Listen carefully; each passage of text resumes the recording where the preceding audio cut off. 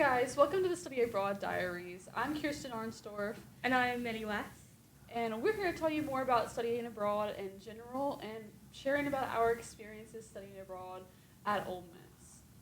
Yeah, we have both perspectives. So I'm an exchange student coming to Ole Miss, and Kirsten went from Ole Miss to study abroad. So both scenarios at play here, and hopefully we will explore them more.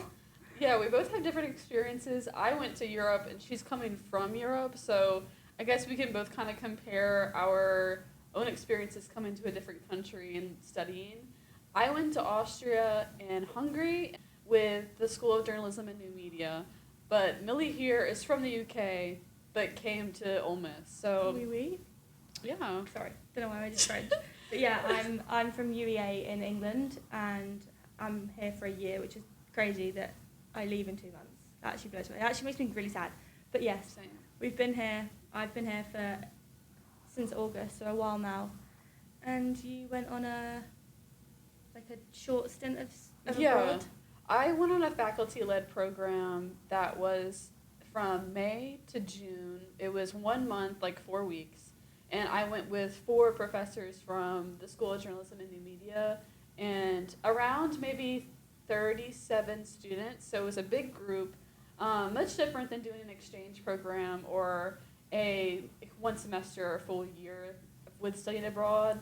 I was staying in hostels and hotels, whereas Millie lives in an apartment at Ole Miss. So there's a lot of differences. We can talk to you all about it, and if you're interested in either, you can go to the Study Abroad website, studyabroad.olemiss.edu. You can find all your answers to any type of program that you may be interested in. We're here to talk today about our own programs, and Yeah, hopefully this channel will be good for both people that are looking to come here and also wanting to go away, because it'd be easier to have one place for people to find information, because it's quite different, at least in my opinion, of looking at Ole Miss to actually being here, because you've got the stereotypes of Ole Miss, I think, and then coming here. So hopefully this will be a good perspective of like the insane opportunities that you have at Ole Miss. Like the study abroad opportunities to go abroad if you're a student here is crazy, and you should make the most of it, because like financially it's not actually too bad. And like honestly, if you're a student at Ole Miss and you're looking to study abroad, it's a huge opportunity, and it's also a huge resume builder. If you're studying for 4 years here, or if you're a graduate student, you can study abroad depending on what program you're doing. And honestly, I really do recommend it, because if you want to get any of your degree progress done, that maybe it's an elective or maybe it's really important to you that you go to another country to get a certain class finished, that I do recommend studying abroad a lot, just because you get brand new experiences and you get to study in a brand new place that you've never experienced before, and you learn a lot about the world. And for me, it really helped me realize how much I love traveling and how much I want to continue doing it with my career in the future. So it's really beneficial for not only your time at Ole Miss, but your future outside of Ole Miss. I really do think that. Yeah, definitely. And do you think, in your opinion, you would do faculty again, or do you think like a exchange program or a third party with like a if I could do it all over again, I'm a senior now, but if I could, I would have done a year for sure. Like I took one month pretty much, which was 4 weeks, like a summer. I call it a summer semester, but it really was just like a very shortened semester, really. If I could do it all over again, I would probably go for a year, and it probably wouldn't have been Hungary and Austria. I think I probably would have gone to Japan or Korea, just because with what I want to do after college, I really want to get into beauty or fashion. So go into either one of those countries. Maybe if it was like Shanghai or something, I would have really enjoyed staying at a university for a full year and being in a dorm and like really delving deeper into the culture of another country. Of course, like during my time that I did for 1 month in Europe, I learned a lot about myself and how much I enjoyed traveling and studying there. I studied photography. I studied global communications. And it was amazing. I don't ever regret it at all. But if I could go back, I would probably learn some type of like fashion course in like Tokyo or that would be South incredible. Korea. I would have loved that. But yeah, if you could go back to when you were in the UK, would there be a time where you're like, oh, maybe I should have gone to like Tennessee or like, Oh, that's such or a good like- shout. I think after football season, Vanderbilt was one where I was like, maybe I should have given that one a bit more of a consideration, because that's like bang right Nashville, isn't it? It's like right Yeah. next, just outside Nashville or in Nashville. And they did really well on football. They beat Georgia or someone, yeah. Alabama, one of the two. And they did like the whole Ole Miss goalpost thing. Yeah. And I mean, I went to Nashville for a weekend and I loved it. But I think I'm living my High School Musical dream. Like, this is... Ole Miss is, you will fulfill that. Yeah, and people blast out in song all the time is nuts. Yeah. I wish. And the college experience, the, like, Greek life is exactly as you see in the movies. Like, it actually really is. Like, the girls... When I first got here, people were running home, and that blew my mind. Like, as an English person, these girls in, like, purple, They sparkly spend like skirts. weeks like going through interviews, and it's a whole process. Yeah. Like even was for me when I intense. came here, they take it very seriously. It's a sisterhood. It's like something that at Ole Miss, it's especially if you've never come to a like southern or even around the United States, like a place or college that has Greek life. It's a brand new experience for you because I'm sure they don't really have that in the UK. Oh, it doesn't no? exist. No. So Yeah. I do feel like it's a culture shock for a lot of people that have come here. Even for me, like my freshman year, Yeah. it was a culture shock to me to see how serious they take it. Everyone, whenever they get like their bids, which is pretty much like a little envelope that says what sorority they've been asked to join. Yeah, I think The campus is like, when it comes to sorority houses, it makes the campus so much more beautiful. Oh, I love Like, it. I it's- actually love it. it's Christmas gorgeous. time as well, like driving Yeah. past it and everything's decorated, and like I think at the end of Rush Week when everyone was celebrating, they had like huge balloons and all the girls were outside the house. It was huge, like it was crazy. That was like the perfect introduction to being here. But Christmas at the sorority houses was beautiful, and they're like, I haven't been in one, so that's actually my bucket I've been list inside of a house. I went inside of my old roommate that was in a sorority. I would go in there with her some nights. I went to like a date party Yeah. with her sorority, and I went with her because we just want to have a little girls' night, and it was fun. We got on like this bus, but before getting on the bus, you go inside of the house, and I got to see like they had this huge like I guess like dining area that's for all of them, and this huge kitchen that people cook for them, and Yeah. I couldn't go upstairs because they have a lot of strict rules about who can go upstairs in a sorority house, but Less so in a frat house. it's so for beautiful. sure. It's so elegant. I feel like Ole Miss really encompasses the idea of like Southern elegance when it comes to those houses. It's like mansions. It's Yeah. gorgeous. Coming here as an exchange student, my advice is just speak to everyone. Like, you might get shut down, but if they hear you've got an accent, like, They'll be people are pretty interested. Like, Yeah. people, I forget, like, we went shopping yesterday, and this man was like, "Where you from?" And I didn't know he was talking. Didn't think he was talking to me,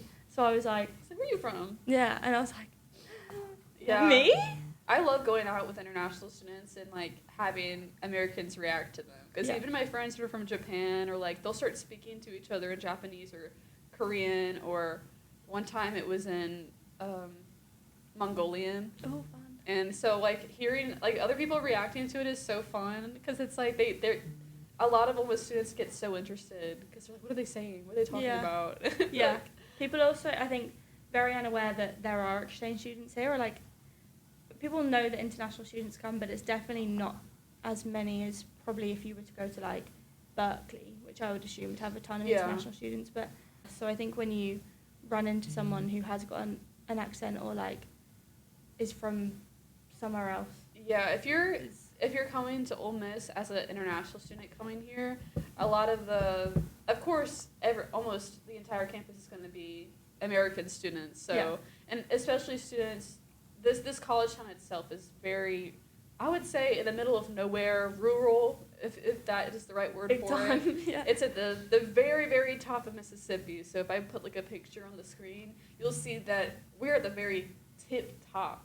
Yeah. Like, we're like maybe an hour away from Memphis, Tennessee. Yeah. So we're in the middle of quite literally nowhere. So having somebody from another country come and then you see them talk in class with a professor, everyone just, their jaws drop a lot. Like, it'll happen, and I swear they're not trying to be rude. They're just in shock that they finally met somebody from another country. And like, it's such a good leeway, and you just have to remember to, like, ask questions back, because a lot of the time they're like, oh, no way, are you from, I get Australian, are you Australian, are you from Australia, a lot, and I'm like, no. And then at first I think I was, like, put out a little bit that because when I first got here it was a lot, like, everyone being like, no way, you're not, and then, like, picking up on the little things that you say differently, and it was quite intense. But I think I also forgot that they are also a human that I could find out about. We're just trying to study. Like, we're just trying to so do I'm just what like, you're doing. oh, where are you from? Are you from? And then you actually get to know them. But I think don't take, if people aren't, like, interested in speaking to you, being your friend, don't take it personally. People have, like, you're coming here, and a lot of the people in my classes are juniors and seniors, so they've been here 3-4 years, and they have friends, they've made friends. Right. So, like, breaking into that can be a bit difficult, but it's not personal. And if you are willing to speak to everyone and anyone and are approachable, then you will make friends. More often than not, if you speak up in class, let's say you're in group projects or you're assigned something with a partner, talk to them, and don't just talk to them about the project. I know, like, a lot of your professors or teachers are always been like, oh my gosh, like, you guys need to focus on what you're doing. No, talk to them. Like, talk to them. What are they doing on the weekend? Like, what type of things are going on campus or off campus? And the more you talk to them, the more you'll realize that they would love to go out with you. Like, they would love to go out and have fun. Like, one thing about Ole Miss students is that if you want to go out and do something fun with them, just ask. Because they'll either say they're busy, but they will never say, like, don't hang out with me. I don't want you to hang out with me. Yeah. They'll find a way to hang out with you, I swear. Yeah. Especially if it's a journalism student. That's true. Journalism IMC students will hang out with you. I have not once, I guess almost 4 years of living here, have felt unsafe in any area of Oxford. Mm-hmm. I feel like it depends on the type of night, though. If it's like 2 a.m., then you could potentially feel like you're in a situation where you could feel uneasy, but most of the time during the day, not at all. And at night, like, a lot of people are on the square. You're never going to be left alone. There's police everywhere. There's horses. They ride horses. Yeah, those horses are going to take care of you. Don't even stress. Like, everyone in Oxford takes care of you, no matter who it is. Even if it's like, if you go to a restaurant, and a lot of students work at restaurants, so you can even talk to any student that's on the square. Literally, my first day here, I met a girl who, she lives in Thailand now, which is incredible, but she was my waitress, and I was like, any bar recommendations? Like, what should I do? I'm here for a year. Like, give me places to be. She was lovely. Like, we exchanged Instagrams. There was a boy at Walmart that I went up to and was like, hey, should we be friends? So now we're friends, and he lives at where I live, and now we're friends. Yeah. But I think, speak to everyone and get to know your bus drivers. Like, getting around here is awful, but shout out Mr. Pete. Shout out Mr. Pete and Mr. Fox. They are my favourite people, like, genuinely my favourite people I've met here. I'm going to go for dinner with Mr. Pete. No, but I'll go to dinner with you, Mr. Pete. But Mr. Fox, I'm going to dinner with. Is Mr. Fox the one that does the square buses? That's Mr. Pete. That's Mr. Yeah. So we're like this. Like, I remember, I think it's Mr. P that he does the football game buses. Yeah. And me and my boyfriend got on the bus, and, I always talk to him. I say, hey. And he's asked me if you ever need anything, like, call me. Here's my number. Like, I'll come pick you up on the bus. Like, if you're ever in danger. Like, they care so much about the students. They really do.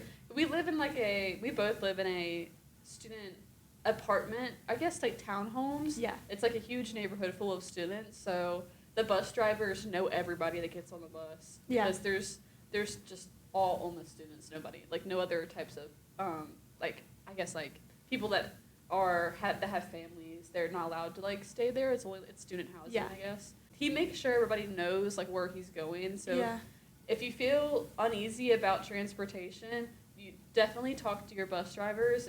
Okay, so on the subject of transportation, what was transportation like when you were abroad? Oh, okay. Well, I had never been on a metro before, ever, because my entire life I lived in Virginia for a time, but, you know, in Virginia there's no metro, there's no subway there, there's trains, you could get on a train. When I was in Budapest, I went to Budapest first, I had to learn how to use the metro station. Luckily, with the affiliated organization we used was AIFS. Our guide the first day immediately took us to the station and taught us how to use the metro, how to read the signs. Also, what I had no idea was that Google Maps in Europe, it helps a lot, especially in Hungary. Hungary, as you may know, everyone there speaks Hungarian, but also everyone speaks English, so I had no problem talking to a local about what line I should get on or like what area I should go to in order to get on a certain metro train. Yeah. There's different colored lines, but if you look up let's say, the one cafe I went to in Budapest was the New York Cafe, which is like one of the most beautiful cafes in the world. I wanted to go see it. I had to take like 2 or 3 trains or metros to get there, and I just looked up New York Cafe on Google Maps, just maps on my iPhone. And it immediately, when I pressed go, it told me which lines, which colors, and I did not have any problem at all. So if you're if you feel unsure about whether or not you should take a metro in Hungary or Germany, where I went, or Austria, it is so easy. Yeah. And even though a lot of the signs are in different languages, you can use Google Translate, but you can also just use your maps on your iPhone. And technology has been so much more advanced in Europe that you don't have to worry about grabbing a map and trying to read a map if you're a Gen Z. Oh my gosh, I couldn't even imagine. Or because there was a few like older couples that had maps that were tourists in Budapest that were like asking me for help because they were I think they were Americans, and they came up to me and they were like when I was waiting on like the, what is it called, like the when you're in the station and it's like the little area you wait to get into the platform. Oh, I see. The platform. Yes. I was waiting at the platform, and this 2 little old couple came up to me, just like, can you please show me how to get to this area or this train station? And they showed me this map, and I was like, ooh, I'm a Gen Z, I can't read maps like that. But I was like, I can show you how to do it on my phone. Mm-hmm. And they're like, yes, thank you. So I showed them how. So, yeah, it's definitely a good idea to please rely on apps, transportation apps. Before you go and study abroad, research those types of apps. Transportation can be really easy if you just do your research and download what needs to be done. You could go on TikTok and just like type in on the search bar or on Instagram and just be like, transportation apps for Hungary or for South Korea, and there's influencers that can show you how to use the apps that are needed. Yeah. Or metro cards if you need to buy like a mobile metro card or something. Yeah, if you're there for longer as well, like buying a card like that might be worthwhile. I had like this ticket because I was there for 2 weeks, so I had this paper ticket. When I was in Budapest, sometimes they had like these security checks. I don't know why, but they had locals that would come out and they would stand like by the ticket scanning area, but if you had a ticket, you didn't really have to scan it. I don't really know what the whole ordeal was. Yeah. Like the local, like the AIFS guy was like, oh, you don't have to scan the ticket as long as you have it, you can get on the train. Yeah. But if you don't have your ticket and you get on the metro, then you can get fined. They'll fine you really bad, especially if you're a foreigner. So they sometimes during certain times of the day, a local, they would dress normally. But they would like stop you and ask for your ticket and to like look at it and scan it. But sometimes they wouldn't be there. So whenever you're in Central Europe, make sure you always have your ticket on you or your mobile ticket, whatever it is, because anytime they could come find you and be like, you do not want to be, you don't want to be stopped for a fine. Some of them are hefty as well. Like, I know Italy and they can be kind of strict with you. They're just like, show me your ticket now, and like you just show it real quick and they'll just let you go. Yeah. Also, when you're in a metro, a lot of Americans don't know this, but you need to stand on the right side of a escalator.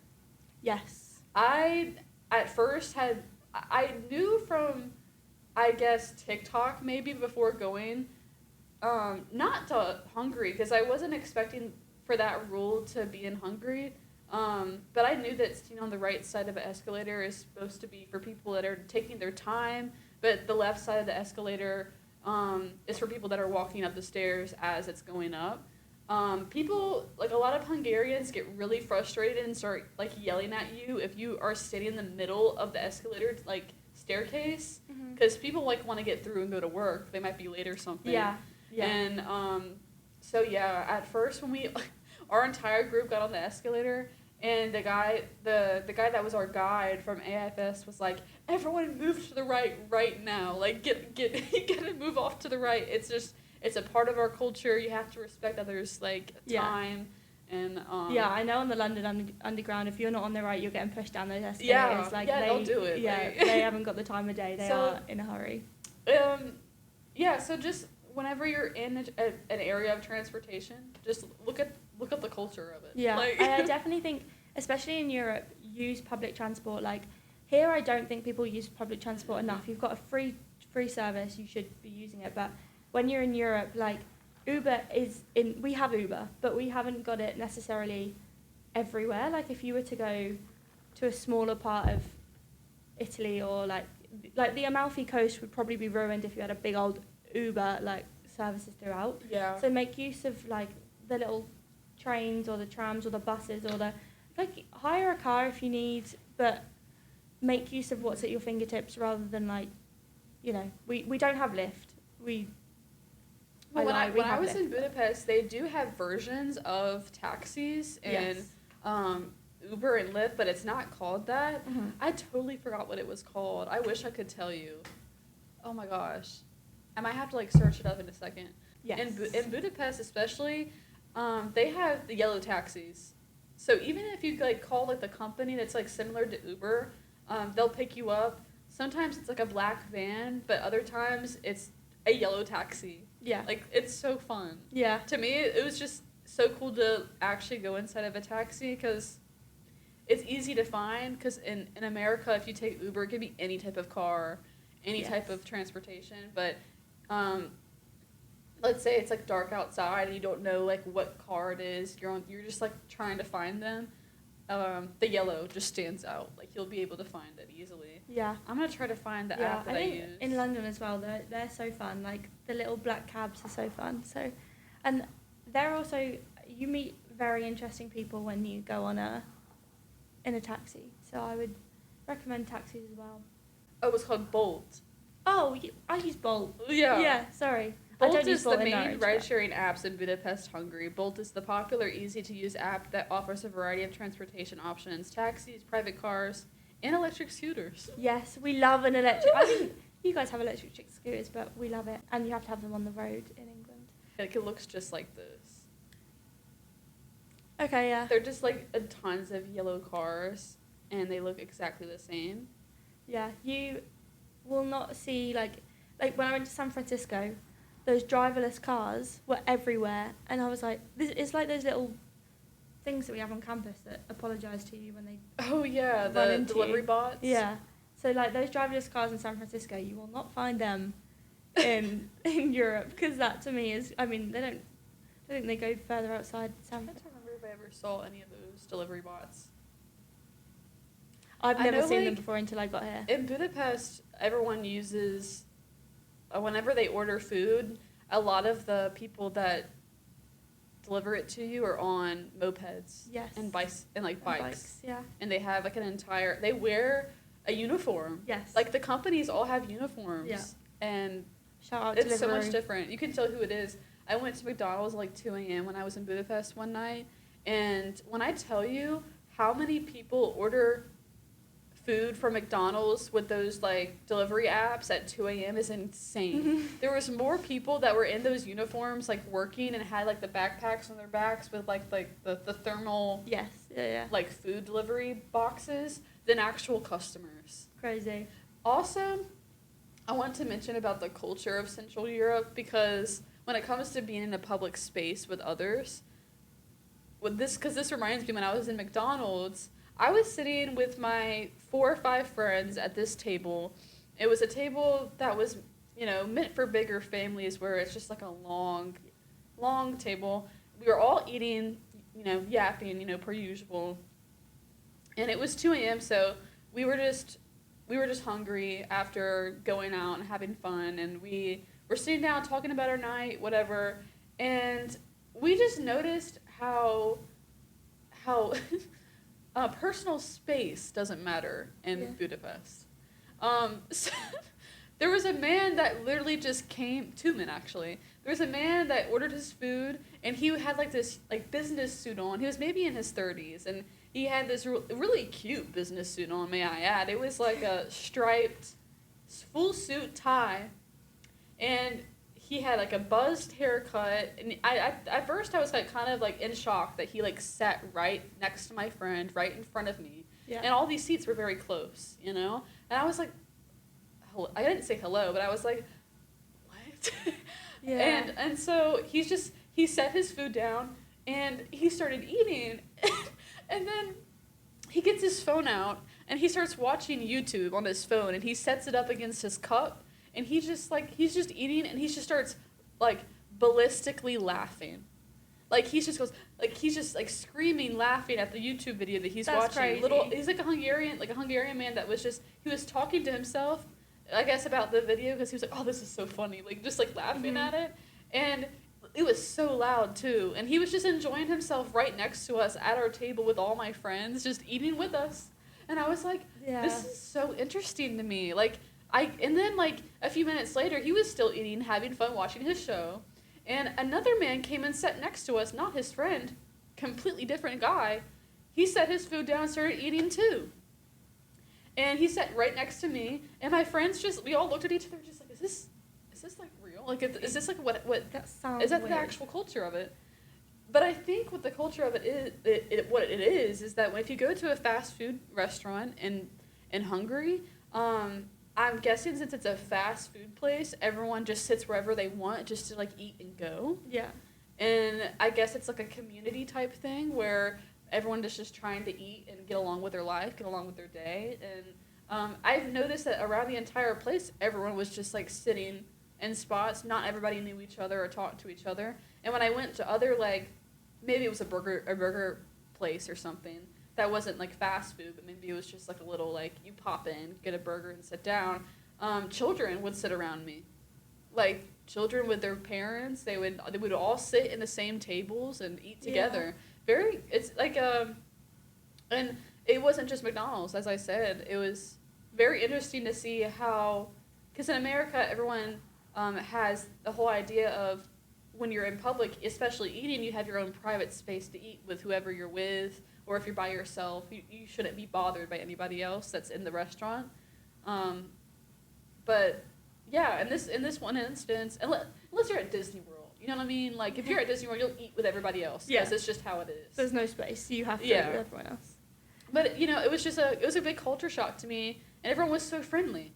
Even like that man that was wearing a suit, I was like, oh, he must be in the mafia or something. I was like, he looked so serious, and then he just started busting out laughing and having fun with himself, and I was like, wow, like these people are just trying to enjoy their night, like. Yeah, I mean, we have a place called Wagamama's in the UK. I think it might be in Europe as well, but that's like very communal eating. Yeah. But you kind of, I guess in that sense, it's like in the McDonald's situation, if you're a single person, sitting on a table of 4 is kind of rude if people come in as a 4. So maybe that's like the scenario. But yeah, it does sound, I mean. But it was one of those tables that had like maybe like 8 seats on either side. Yeah, so he could have left a seat and like. There was a seat next to him. Yeah. He could have like made space in between, but he didn't. Yeah, maybe he just needed some company. that day. Yeah, maybe that's what it was, but I think I went into many other places and it was the same way. Yeah. Unless it was like a really nice restaurant. Yeah, I think also in terms of service in Europe, I know people say this quite a lot, but it's the like people aren't. You go out for dinner to enjoy yourselves. You're not there to like eat food and leave, and the service is much slower, I would say, but you're there You're there to enjoy your time after work, and even if you're by yourself, like the waiters expect you to stay for like 2 to 3 hours instead of like the 45 minutes that you eat. You know? There's no rush. There's no like. Yeah, so don't expect like tip top. I wouldn't say like the service is bad. None of the service is bad. The waiters are great in Europe. It's just they expect you to take your time and rest while you're eating. Yeah. Like, if you go to like a smaller place in Europe as well, you'll often, I mean, I've had this in Greece so many times in Spain, but you'll often get speaking to your waiter, waitress, and they are so friendly, and they're like, come and sit, well, I say sit with you, in Greece they sit with you, but like, they, just like they enjoy speaking to new people and yapping, and that's part of like why it takes a little bit longer to get out, but. Yeah. Tipping culture does not exist in Europe. Just remember that too. Yeah, keep the change as much as you're getting in the UK. If you're paying £9.99, then you keep your change. Yeah. Okay, so we hope you enjoyed our little talk about our experiences studying abroad, and also just being a part of the Study Abroad office in general that knows a little bit more information than a normal student that has studied abroad. Yeah, comment anything that you would like us to talk about specifically, and we can definitely like share our stories or advice in general about it. Yeah, for sure. So, thanks for listening. Thanks for watching. Yeah, thank you guys. I hope you have a awesome time studying abroad if you decide to do so. Please do. Yeah. Bye. Bye.